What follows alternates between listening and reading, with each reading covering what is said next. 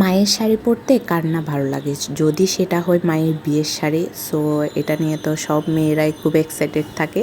নমস্কার সবাইকে, সবাই কেমন আছেন? তো আজকের মানে ব্লগটা হচ্ছে যে সাজুগুজু উইথ মায়ের বিয়ের শাড়ি।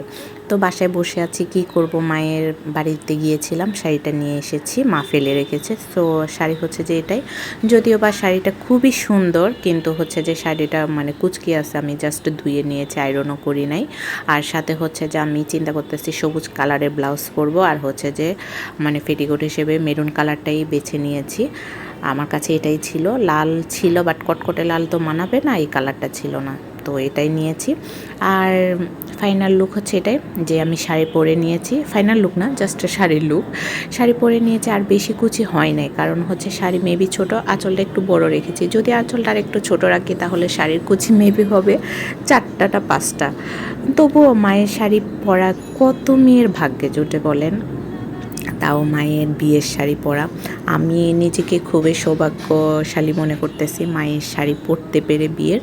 যদিও আমার মা ফেলে রেখেছিল, আমি নিজে নিয়ে আসছি, আমি বলতেছি আমাকে দিয়ে দেন, আমি হচ্ছে যে শাড়িটা পরবো, কিন্তু আমি কোথাও পরে ওইভাবে যেতে পারতেছি না। আসলে ঢাকা শহরে ওইভাবে শাড়ি পরে কোথায় বের হব। তো হচ্ছে আমার ফাইনাল লুক হচ্ছে এটাই, সিম্পল লুক দিয়ে ক্রিয়েট করেছি, অর্নামেন্টস এগুলোই পরেছি, বাসায় যা আছে তাই। আমার হচ্ছে যে অত গর্জিয়াস লুক ভালো লাগে না, এই যে হালকা পাতলা মেকআপ টেকআপ দিয়ে যাই হয় আর কি। তো আমার এই লুকটা কেমন লাগতেছে আপনারা অবশ্যই কমেন্ট করবেন। আর কিছু রিলস ভিডিও এগুলাই করলাম বাসায় বসে বসে তুলে ফেসবুক পেজ বা টিকটকে দেওয়ার জন্য। তো আজকের ভিডিও এখানে, ভালো থাকবেন, সুস্থ থাকবেন, আর আমার প্লিজ আপনারা ইউটিউব চ্যানেলটা অবশ্যই সাবস্ক্রাইব করবেন।